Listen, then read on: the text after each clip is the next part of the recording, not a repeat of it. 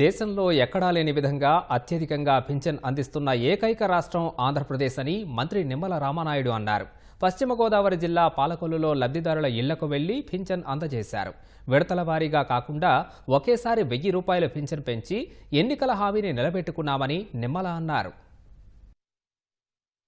విడతల వారి పింఛను పెంపు కాదు, ఒక్కసారే పింఛను పెంపు అని ఏదైతే మనం చెప్పు దాన్ని నిలబెట్టుకున్నామని చెప్పి తెలియజేసుకుంటూ ఏదైతే ఈ రోజు 1వ తేదీ వచ్చిందంటే మరి 3,000 కోట్ల రూపాయలు పింఛన్లు ఖర్చు పెడుతుంది ఈ ప్రభుత్వం. 5 సంవత్సరాలకి మరి దగ్గర 1,80,000 కోట్ల రూపాయలు ఈవేళ ఖర్చు పెడతాం. అంటే దగ్గర నాకు తెలుసుండి 3-4 పోలవరం ప్రాజెక్టులతో సమానమైనటువంటి డబ్బులు ఒక పేదవారి కోసం, మానవత్వం కోసం, ఆ వృద్ధులకి, వితంతులకి, దివ్యాంగులకి ఈ ప్రభుత్వం తెలుగుదేశం, జనసేన, బీజేపీ ప్రభుత్వం మరి వాళ్ళకి అందిస్తున్న విషయాన్ని మనందరం కూడా గుర్తుపెట్టుకోవాలని చెప్పి మీ ద్వారా అందరికీ కూడా తెలియజేస్తున్నాం.